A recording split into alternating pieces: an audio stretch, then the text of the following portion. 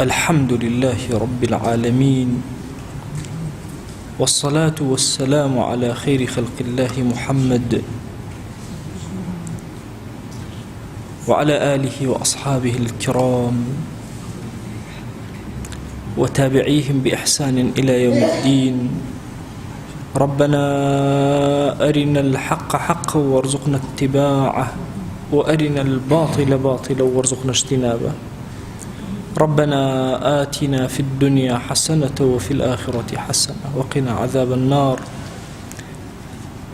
بەڕێزان و خۆشەویستانم، بازرگانیەکانی ئینسان زۆر و جۆرا و جۆرن. لە هەر جۆرێک مرۆڤەکان ئەگری بە هەزاران مرۆڤ خەریکی ئەو کارن و خوای گەورەش ڕزقی هەر هەمویان ئەدات و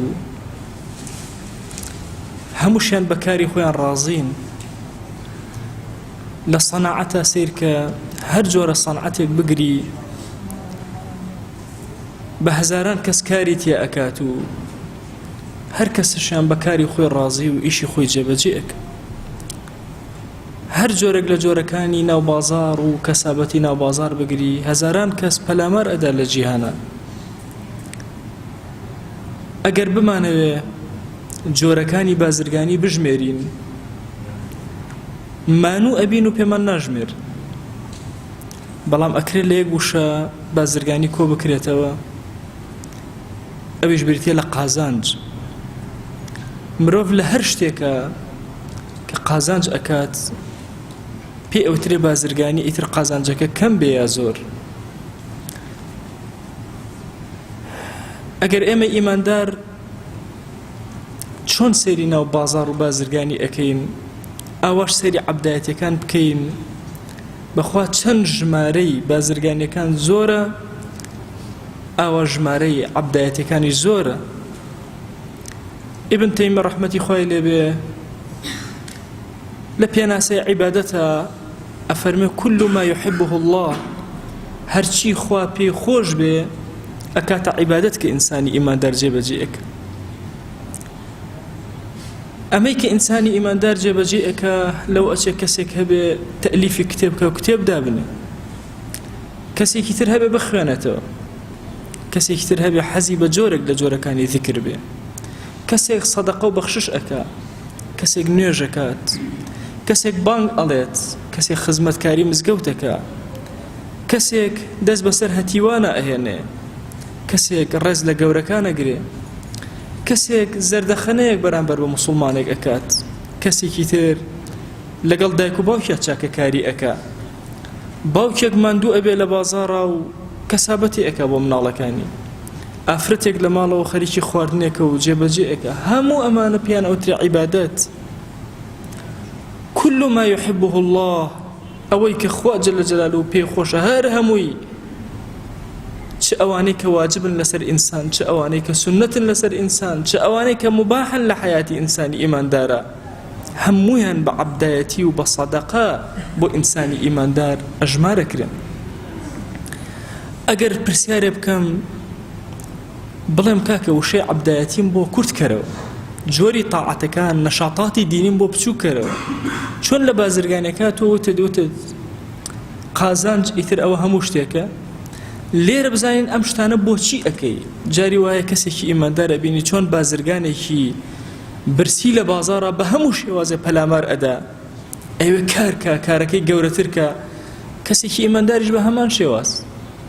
سێرەکەی لە هەموو لایەکەوە پەلامار ئەدا، ئەوێ جۆری عەبدایەتەکانی گەورەتر بکە. ئەگەر پرسیارکەن بۆچی ئەمە ئەکەیت، یان لە وشەیەکە کۆیکەینەوە،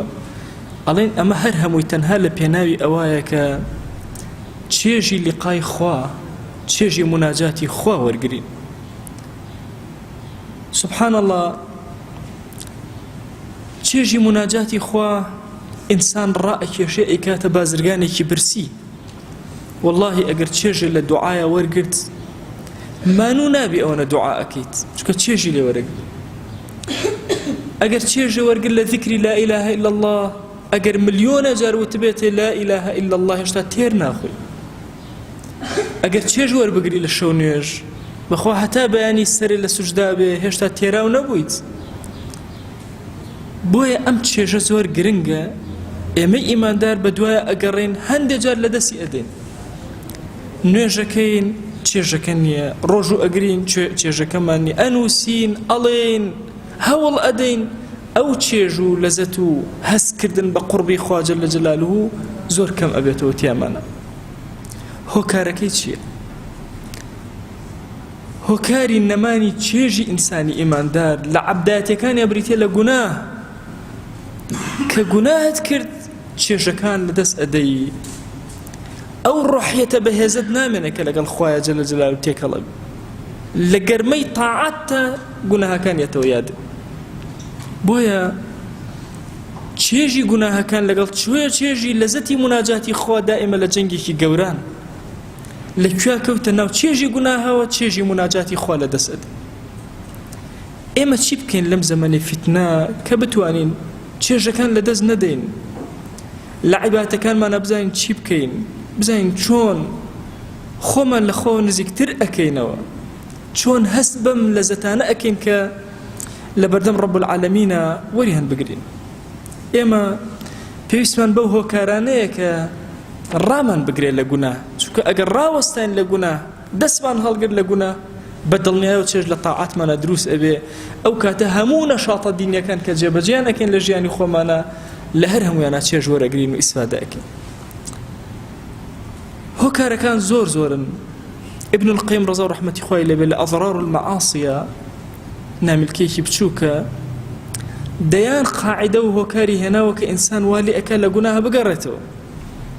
زانانی تر زۆر شتیان باس کردووە لەسەر ئەوەی کە ئینسان چۆن بگەڕێتەوە لە گوناه من بۆ ئەم زەمانە خۆم سوودم لە سێ شت وەرگرتووە حەزەکەم لەم وتارە لە خزمەتی ئێوەیە باسی بکەم چێژ یەکەمیان یا با بڵێم هۆکاری یەکەمیان کە ئینسان والی ئەکە لە گوناه ڕایگرێ و لە گوناهەکان بگەڕێتەوە و هەڵکێشە گوناهەکان لە دڵیە بریتێ لەوەی کە قبح المعاصي في نفسها إنساني إيمان داري إنساني عاقل سيركا والله قناه خوي لخويا قبيح وبيس هر خوي لخويا أقر سيري كي زور قبيح وبيس إنساني عاقل أقر شولاي دكتوري كي زور تايبد مند كبيوت فلانشد مخو مناقشة ناكا بوشي نايخو أزاني أما الزرري هي والصحتي تر نايخو چەند کەس هەیە زۆر حەزی لە خوێ بوو خوێی تەرک چکە پیانوت خراپە بۆ تۆ حەزی لە شەکر بوو وازی لێ هێنا پیانوت مناسبەی نییە لەگەڵ تۆیە وازی لێ هێنا حەزی لە دەیان جۆر خواردن بوو لێ گەڕا ترسا و مناقەشەشی نەکرد بە هیچ شێوازەیە بەو تەبیب و بەو مختصانەی نەوت کە بۆچی ئەم کارە خراپە و هۆکارەکەی چیە و لێ نەکۆڵیەوە نەشی زانی خراپە یا خراپ مهم پێی وترا ئەم شتە بۆ تۆ باش نییە و وازی لێ هێنا جارێک نەخۆشێک حاڵەتێکی نەفسی هەبوو سەردانی کرد بۆ قورئانی بەسەرا بخوێنم هەر 2 دقیقە جارێ ئەو باشە من چی بخۆم چی نەخۆم ئێوەش ئیشی من نییە چی بخوا چی نەخۆ هەرچی ئەخوا با بخوا هەر ئەیوە چی بخۆم چی نەخۆ منیش سێرم کرد زۆر قەڵەوە وتم کاکە پێش هەموو نانێک تەماتەیەک و 2 خەیار بخۆ دوای فترەیەم کەسم بینیەوە سێرەکەم زەعیف بووە لاشەیەکی زۆر جوانی هەیە سێرەکەم هەر هەمووی جێبەجێ کردو وەکو خۆی بەبێ ئەمەی من هەر لە خۆ یعنی شتێک بوتم تو مەزبووە بە ڕێجیمێکی باش بوو ئەم کەمتر خواردن ئەخوا وردە هاتووەتە حاڵەتی طبیعی خۆی طبعا هەموو جارێکە ئەم بینی سبحان الله ئەم مەسەلەم بیرەکەوت ئەم وەرە خوایەک بۆ عەزەمەتە ئەم عەبدانەی بە باشی ناسیوە ئەو ئێمەی خەلق کردووە پێمان ئەڵێ ئەم گوناهانە زەرەریان هەیە بۆ لاشەتان بۆ تەندروستیتان بۆ منهەجی ژیانتان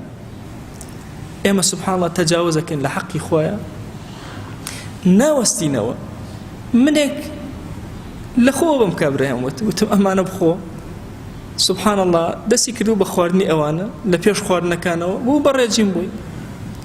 سێرکە کەلیمەیەک سێرەکە یەکسەر کەسەکە وەری ئەگرێت دکتۆرێک پێتەڵە لەوە چێ فەوساتیش تەواو نەبوو بێ یەکسەر تو هاواری ئەوەتە چی باشە چی خراپە دەیخوایە بە عەزەمەتی خۆی سبحان الله بۆی داناوین کە ئەمانە باشن ئەمانە خراپن والله ئەوەی کە گوناهە چۆن لە ئاخرەتە زەرر لێ ئەدا والله لە دنیادا ئەوە زەرر لێ ئەدا منهجی ربانی خوا جل جلاله بۆ ئینسان ئەوەیە بەو شێوازە بجوڵێتەوە کە خوای گەورە بڕیاری بۆ داوە. ئێمە هەمومان ئەزانین مۆبایلەکانمان کە لە شەحن ئەدەین پێمان وتراوە کە فول بوو لە 100% ئیتر زۆر بە شەحنەوە مەیهەڵەرەوە خراپ. هەمومان بەپەرە لێ یەکەینەوە کە گەیشتە لە 100% ئەڵێن خراپە. ناشزانین لە ڕووی دیراسەوە ئایا فعلەن خراپە یا خراپ نییە. پێمان وتراوە مۆبایلە تازە کڕیت ئەوەندە کات بەسەر شەحنەوە بێ ئەوەندە کات لەسەر شەحن دایەنێ. شاحینەکە خۆی ئەڵێن کە ئیشت پێی نەما بیکوژێنەرەوە چونکە عمری کەمە بێتەوە، هەمومانێک کوژێنەوە عمری کەمە بێتەوە. مناقەشە ناکەین، وەری ئەگرین، قبوڵمانە. بۆ چونکە نەهیمان لێکراوە ئەم شتانە جێبەجێ کە عمری شتەکە درێژتر ئەبێ. ئەی خوایەک بۆ عەزەمەتەی خۆی ئێمەی خەلق کردووە دروست کردووە. پێمان ئەڵێ ئەی عەبد ئەمە بۆ تۆ خراپە، ئەمە بۆ تۆ باشە. تخوا جێگەی ئەوەیە کە ئێمە هەرجێ بچین گوناهەکان بکەین و خۆمان بخەین ناو گوناهەکانەوە. بۆیە ئەمە عەقڵی ئینسان وها ئەکا کە ئینسان لە گوناه بگەڕێتەوە. کەسێک بەسەر جیسرێکە سیارەیەکی گەورەی پێ تێپەڕێ، نووسراوە ئەم جیسرە کۆتا حەدی ئەوەی کە تۆ بەسەرە تێپەڕی 5 تەنە، لە 5 تەن تەجاوزی کرد لە خەتەڕای. قەت کابرا جورئەتی ئەوە ناکا بە 20 تەنەوە بەسەر ئەویا تێپەڕ. چونکە ئەزانێ ئەمە مەسئلەکە ئەوە نییە حکوومەت ئاگای لێبێ ئاگای لێ نەبێ. مەسئلەکە ئەوەیە کە ڕۆژ ژیانی خۆی ئەکەوێتە خەتەرەوە، ترس لەسەر خۆی دروسە بێ. لە شوێنەکە نووسراوە ئەم شوێنە ئەڵغامی لێ نزیک مەکەرەوە. تۆ سیر ناکەی بزانی پۆلیسە یا پۆلیس نییە بچم یان نەچم. ناڕۆی ئەزانی سەلامەتی ژیانی خۆت لە خەتەرایە. وەڵاهی گوناهیش ئەوهایە کە ڕەب العالەمین فەرموویەتی ئێرە نەکەی خەتەرە. پێویست ناکە سەیری ئەوەکەی ئایا خەڵک چاوی لێ یا چاوی لێ نییە، ئایا مەلائیکە لەسەر ئەنووسێ یا نانووسێ. ئەبێ ئینسان بگەڕێتەوە چونکە ئەمە خەتەرە بۆ حەیاتی تۆ. بۆیە لە ڕووی عەقڵیەوە ئینسان بەڕاستی ئەبێ بگەڕێتەوە. نووسراوە ئەم شوێنە کارەبای ضەغط العالی لەسەرە، نزیکی نەکەوی. تۆ بە طەبیعەتی حاڵ نزیکی ناکەوی. ئەگەر کەسێ سەیری ئەوە کە بزانێت دایرەی کارەبای لێ یا لێ نییە بڕوا یان نەڕوا، بە کەسێکی شێت دائەنرێ. چونکە ئیشەکە ئیشی ئەوە نییە تۆ بڕۆی یان نەڕۆی، حکوومەت ئاگای لێبێ یا ئاگای لێ نەبێ. ئیشەکە ئیشی ژیانی تۆیە، ژیان دەکەوێتە خەتەرەوە. ئایا ئینسان خۆی خاوەنی ژیانی خۆیەتی؟ چۆن خوای گەورە ها عقوبەمان ئەدا کەسێک بۆ خۆی بکوژێ ئەو عقوبە قورسەی هەیە، چونکە خۆی خاوەنی ژیانی خۆی نییە، خوا پێ عەتا کردی. نابێ خۆت بیتە سەبەبی فەوتانن. بۆیە ئینسان ئەگەر بەم نەزڕە سەیری کرد زۆرێک لە گوناهەکە ئەگەڕێتەوە. ئەزانێ بۆ حەیاتی خۆی خەتەرە. یەک گوناه نییە لەسەر زەویە زەرر لە لاشە و پێک هاتەی لاشەی تۆ نەدا. بۆیە پێغەمبەرگیان صلی الله عليه وآله وسلم لە دەرسی ترا عەرزم کردوون لە 63 ساڵی عمریە، 63 ساڵ چەند تاڵێکی زۆر کەم لە ڕیشی مبارەکی سپی بوو لە مووەکانی. بۆ چونکە بە منهەجی خوا ژیانی ئەبرد بەڕێوە. ئینسان بە منهەجی خوا جل جلاله ژیانی بەربەڕێوە لاشەیەکی زۆر تەندروستی ئەبێ. هەر یەکێک لە ئێمە ئێستا ئەگەر پێ بوترێ قسەی حەرام مەکە، دانەکان زوو ئەوەرن، لەو ئەچێ بەلایەوە سیر بێ بڵێ دان هەقی چێ بەسەرەوە بێ ئاگا لەوەی فما أصابكم من مصيبة فبما كسبت أيديكم. والله خللي لە چاوە لە زمان إلا بگەڕێت تەوبەکە إلا خەلەلێ هەیە شتێک هەیە دروست بووە ئەبێت تۆ بە دوایە بگەڕێت چارەسەری بکەی.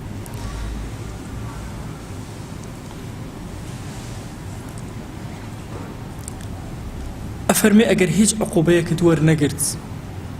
لە دنیادا هەست کرد هیچ عقوبەیەکە وەرنەگرت، عقوبەت وەرگرتووە. عقوبەکەش ئەوەیە چێژی مناجاتی خوات لەدەستداوە. ئەفەرمێ پیا باشەکە بوو لە بەنی ئیسرائیل گوناهێکی کرد و خوا هیچ عقوبەیەکی نەدا، سیر بوو بەلایەوە وتی لا ئێمە مسلەمە هەر گوناهێ بکەین عقوبە وەرەگرین. کەچی ئێستا گوناهم کرد و عقوبەشم وەرنەگرت، خاطری هاو بەدڵیە خۆی گەورە خسێ دڵی ئەی عەبد تۆ ئاگات لێ نییە لە بەیانیەوە تۆ هاوارەکەیت و چێژ وەرناگری لە عیبادەکانە وەکو جاران هۆکارەکەی ئەو گوناهەوە ئەسیانەیە کە کردوت. بۆیە ئینسان لە ڕووی عەقڵیەوە بەڕاستی ئەبێ لە بەرامبەر گوناهەکانە بوەستێ بەهێز بێ. بەتایبەتی ئەم زەمانە گوناهەکانی گەند لە چەند شتێکی بەسیتە کۆبوونەتەوە. ئینسانی ئیماندار ئەبێ زۆر بە وریایی تەعامل کە هەڵس و کەوتکە لە بەرامبەر ئەو گوناهانە بوەستێتەوە لە ڕووی عەقڵی خۆیەوە. چه سوودێک لەم گوناهە وەرەگری؟ ئەگەر 100 جار 1000 جار ملیۆنێ جار نەزەرێک چه چێژێک لە نەزەر وەرگرت چی بە تۆ بڕا؟ وەکو ئیبن القەیم ڕەزا و ڕەحمەتی خوای لێبێ ئەفەرمێ ئەوانەی کە چاوەکانیان ئیطلاقی بەسەریان ئەکەن و بەردەوام سێرەکەن ئەفەرمێ سوبحان الله خوای گەورە عقوبەیەکی زۆر تایبەت ئەمانە ئەدا ئەمانە ناویان لێ ناوە ئیبن القەیم ناوی لێ ناون عوشاق والصور ئەبنە عاشقی ڕەنگ و ڕەسم هیچیشیان دەستگیر نابێت تەنها بە شوێن ڕەسما ئەگەڕێن لە ژیانە بۆیە گەنج ئەمڕۆ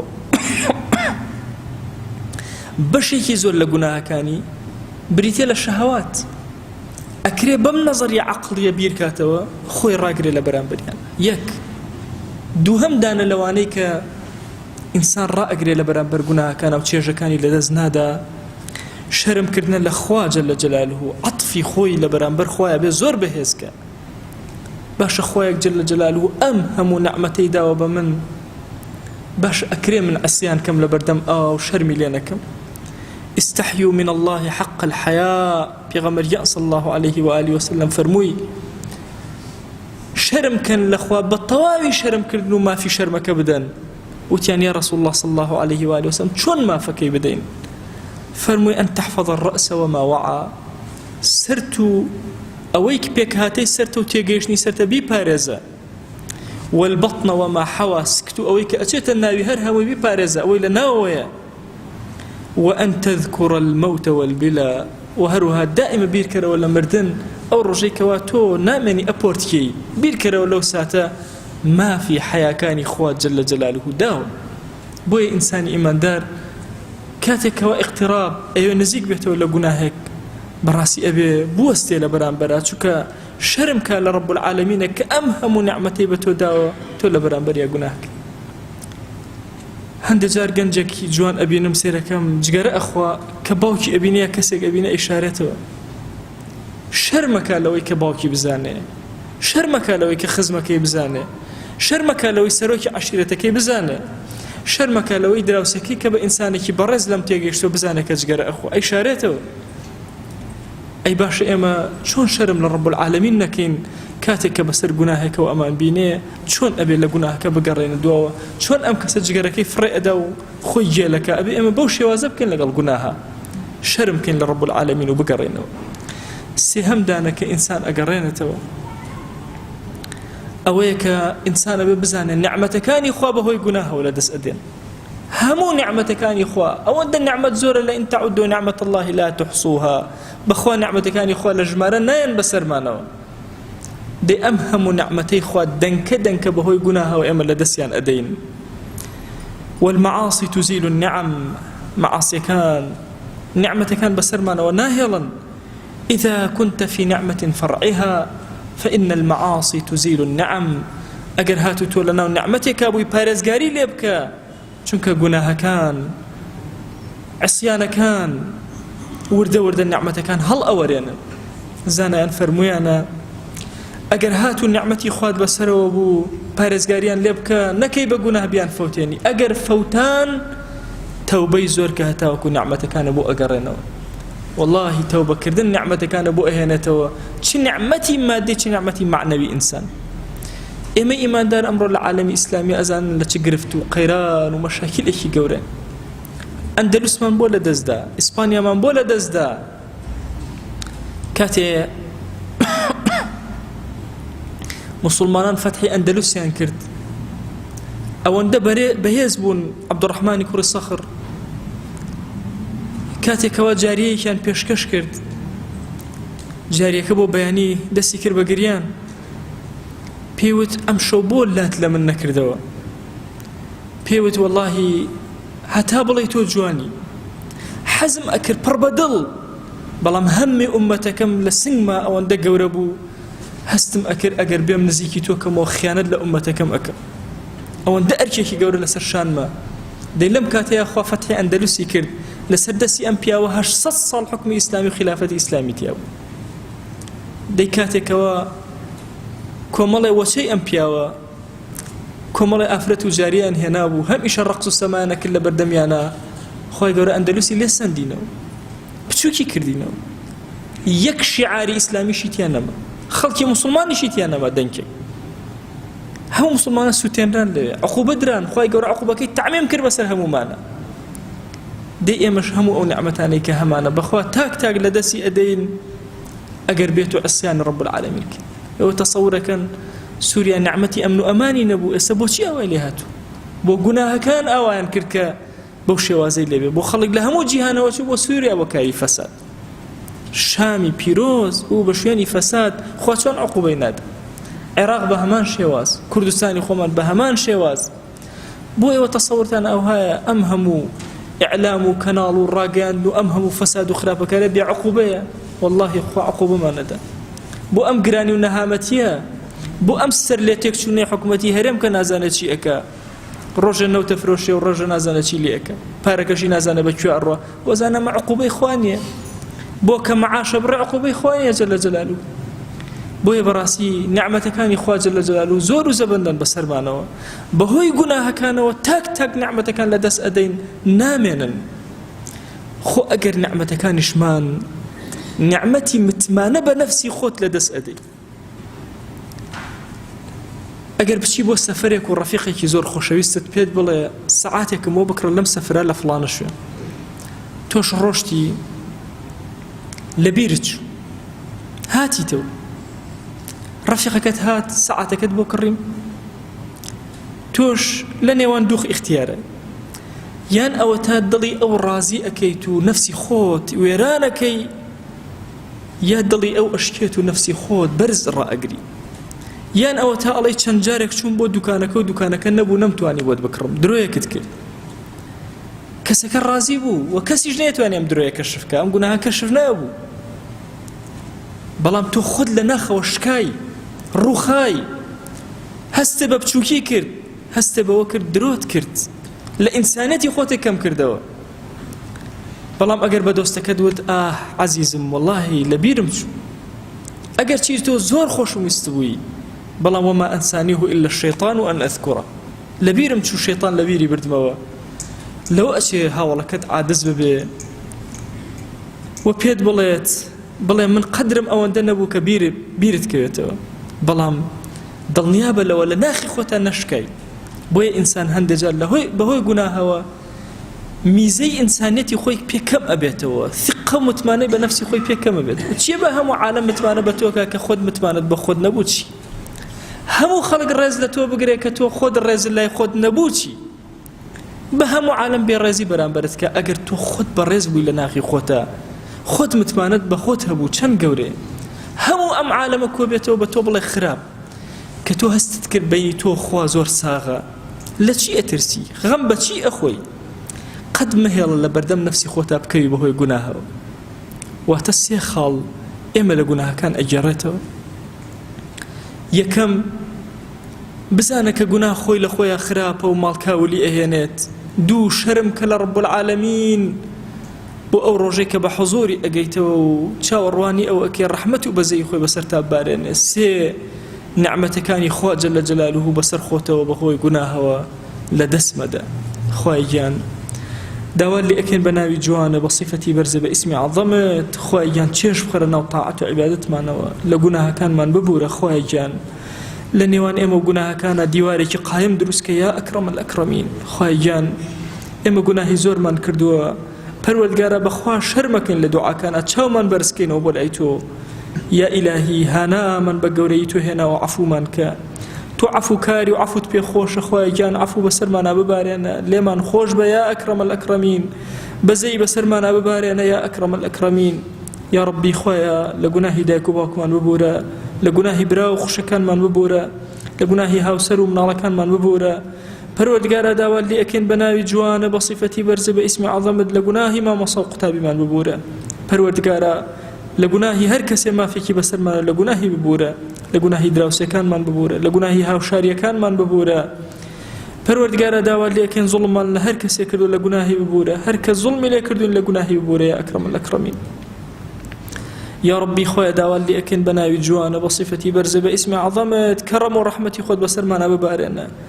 یا ڕەبی خۆیە گیان ئێمە چێژی عەبدایەتەکانمان لەدەستدا بەهۆی گوناهەوە. خۆیە تەوبە ئەکەین لە حوزوری تۆیە، خۆیە داوای لێبوردن لێ ئەکەین یا ئیلاهی چێژەکان بگەڕەوە ناو عیبادەتەکانمان یا ئەکرەم الئەکرەمین. یا ڕەبی خۆیە گیان داوا لێ ئەکەین تۆ مالکی هەرچی مڵکەکان یا ئەکرەم الئەکرەمین، مالک المولکی یا ربی خوایان داوات لێ ئەەکەین بە دەوڵەمەندی خۆت دەوڵەمەندمان کە پەروەردگارە داوات لێ ئەەکەین بە گەورەی خۆت خوایان بەزەی بەسەرمانە ببارێنە ڕزقی حەڵاڵمان زیاد کە ئەوەندەمان حەڵاڵ بدەرێ محتاجی حەڕام نەبین یا ئەکرەم الئەکرەمین یا ربی خوای هەر کەسەمان گرفتێکی بۆ چارەسەر کە ئەومان بێحاڵ و ماڵە ماڵداری کە ئەومان بێ مناڵە مناڵی پێعەتاکە ئەومان بە مناڵە مناڵەکانی ساڵحکە ئەومان قەرزارە قەرزی سەرشانی سووکە ئەومان نەخۆشە شفای بۆ بنێرە ئەومان گوناهبارە لێ خۆش بە خوایان ئەومان عاسیە دەرگای خێری لێ بکەرەوە یا ربی خوایان هیممەتمان بەرزکە پەنا ئەگرین بە تۆ خوای لە شەهوات پەنا ئەگرین بە تۆ خوای لە غەفڵەت پەنا ئەگرین بە تۆ خوای لە تەکەبور پەنا ئەگرین بە تۆ خوای لە ترسنۆکی پەنا ئەگرین بە تۆ خوای لە عوجب خوای پەنا ئەگرین بە تۆ پەروەردگارە لە هەر خراپەیە کە بە دڵمانە خەتەرە ئەکا خوای خەیاڵەکانمان لە خراپە پاککەرەوە دڵەکانمان لە خراپە پاککەرەوە خۆشەویستی گوناه لە دڵمانە مەهێڵە یا ئەکرەم الئەکرەمین خوای ئیمان لە دڵمانە شیرین کە کردەوەی ساڵح لە دڵمانە شیرین کە نێوچەوانمان بگرە بۆ خێر یا ئەکرەم الئەکرەمین یا ربی خوای تۆ محول الحول والأحوالی حاڵەکانمان بگێڕەوە باشترین حاڵ دڵەکانمان بخەرە سەر ئەم دینداریە و تەسبیتمان کە لەسەر خواناسی هیدایەتمان بدە ئیستیقامان پێ عەتاکە یا ئەکرەم الئەکرەمین یا ربی خوای هەر کەسەمان گرفتێکیە بۆ چارەسەر کە پەروەردگارە داوات لێکەین دڵمان خۆشکە دڵمان ئارام کە ئاسایش بەسەر دڵمانە ببارێنە بەسەر ماڵمانە ببارێنە بەسەر وڵات و نیشتیمانمانە ببارێنە بەسەر ئومەتی پێغەمبەری خوای صلی الله علیه و آله وسلم ببارێنە خوای ئاسایش و ئارامی بەسەر گۆڕەکانمانە ببارێنە خوای داوات لێکەین لە گوناهی مردووەکانمان ببورە یا ربی خوای لە گوناهی مردووەکانمان ببورە پەروەردگارە لە گوناهی مردووەکانمان ببورە یا ربی خوای ئێستا مردووەکانمان چاوەڕێی دوعای خێری ئێمن خوای لە گوناهیان ببورە عەفویان کە یا ئەکرەم الئەکرەمین بەزەی بەسەریانە ببارێنە یا ئەکرەم الئەکرەمین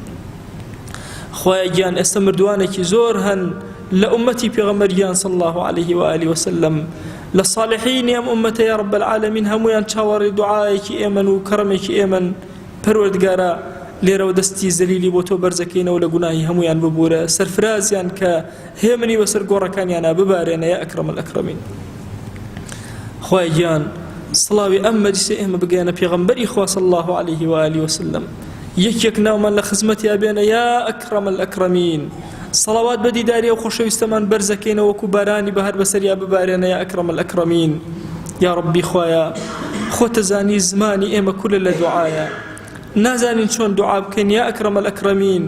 و دوعاکانمان بەرزەکەینەوە بە زمانی پێغەمبەری خوا صلی الله علیه و آله وسلم خوای لێت ئەپاڕێنەوە لێت ئەلاڵێنەوە هەر چاکەیە بە زمانی ئەو شیرینەوە هاتووە پەروەردگارە هەر چاکێک بە زمانی ئەو شیرینەیە هاتووە لە هەموو عمریا ئێمەش داوات لێ ئەکەین و پێمان عەتاکە هەر خراپەیە بە زمانی شیرینیە هاتووە پەنای پێگرتووی پەروەردگارە ئێمەش پەنات پێ ئەگرین و پەنامان بدە یا ربی خوای گیان داوات لێ ئەکەین بە ناوی جوانە بە صیفەتی بەرزە بە ئیسمی عەظەمت بە ئومەتی ئەو خۆشەویستە قبوڵمان کە لەژێر سێبەری ئاڵای ئەوە حەشرمان کە لە بەهشتا لەگەڵ ئەوە کۆمان کەرەوە بەر شەفاعەتی ئەومان بخە یا ربی خوای بە لیقای خۆتمان شاد کە لە بەهشتا پەروەردگارە نوێژ و تاعەت و عیبادەتەکانمان لێ قبوڵ کە ڕۆژ و تەراویح و ذیکر و ئەورادمان لێ قبوڵ کە قبولمان کە یا ئەکرەم الئەکرەمین خوای گیان ئێمە گوناهی زۆرمان بەرز کردوێتەوە و بەم ڕەمەزانە هانامان بۆ لای تۆ هێناوە پەروەردگارە داوات لێ ئەکەین بە گەورەی خۆت هاناکانمان قبوڵ کە پەنامان بدە یا ئەڵڵاه پەنامان بدە یا ئەڵڵاه خوای هەر کەس بکەوێتە ژێر پەناگەی تۆ لە هیچ شتێ ئیتر ناترسێ یا ئیلاهی و ئێمە خۆمان خستە پەنای تۆ یا ئیلاهی بۆی لە گوناهەکانمان پارێزی لە شەیطان بمان پارێزی لە دوژمنەکانی ئیسلام بمان پارێزە یا ئەکرەم الئەکرەمین خوای زەلیلی دەستی زاڵمانمان مەکە خوای زەلیلی دەستی زاڵمانمان مەکە یا ربی خوای داوات لێ ئەکەین بە گەورەی خۆت خوای زەلیلی دەستی زاڵمانمان مەکە یا ربی خوای داوات لێ ئەکەین ئەو موسڵمانانەی کە لە سجنان